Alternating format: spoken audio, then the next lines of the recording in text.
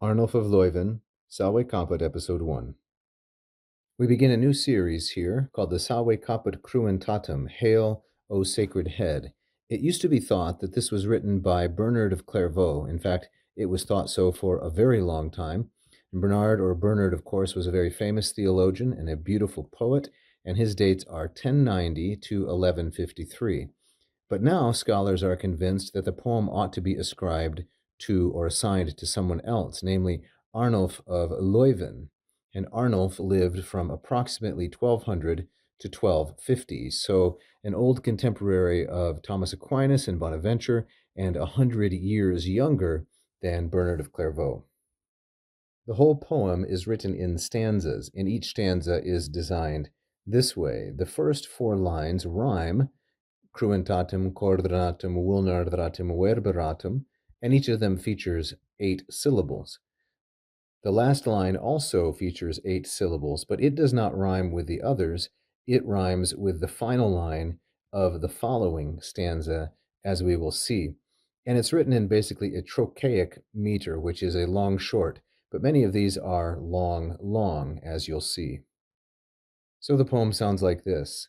Salve caput cruentatum, totum spinis coordinatum, conquisatum vulneratum, arundine sic verberatum, facie sputis illita. Here then is the translation and analysis. We begin with salve, which is a second-person singular, present imperative active. It is from the second conjugation verb salveo, salvere, and it is how one says hello or greetings. Hail is a common way, although archaic, to translate this. Hail, O head, caput.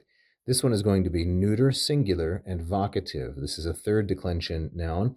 It has a number of modifiers. Cruentatum, totum, coordinatum, conquisatum, vulneratum, and verberatum. So 5 of these are participles, namely cruentatum, coordinatum, conquisatum, vulneratum, and verberatum, and one of them, totum, is a simple adjective, not built on a verb, not a participle. All of these then are neuter, singular, and vocative. So we say, hail, O head, that is covered with gore, cruentatum, or that is caked with blood. It is crowned, coordinatum, completely with thorns, spinis.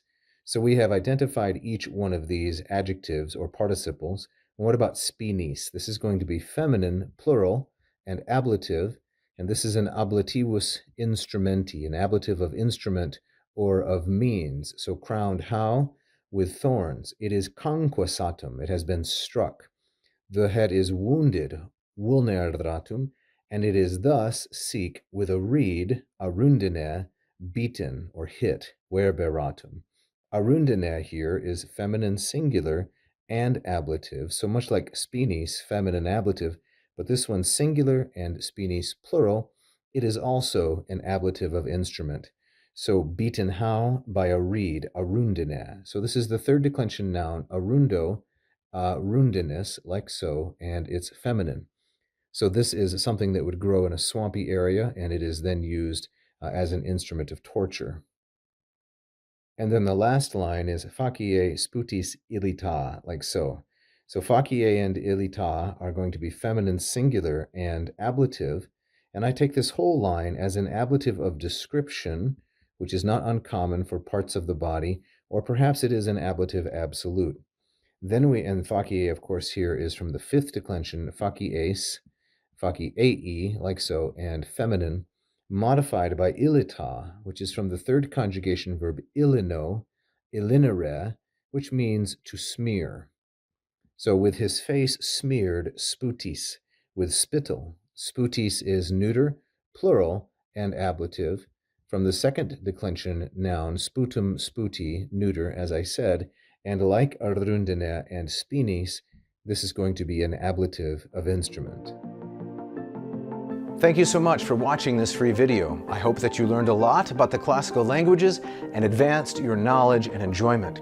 You can help us keep going with this instruction if you like this video and subscribe to the channel. We've had hundreds of thousands of views in the last 9 years, and we would really like to grow our number of subscribers. If you hit the little bell, you will be notified every time we release a brand new free instructional video. You can also check out one of my Latin or Greek courses at LatinPerDiem.com or mossmethod.com. Check the links if you'd like to study Latin and Greek with me directly.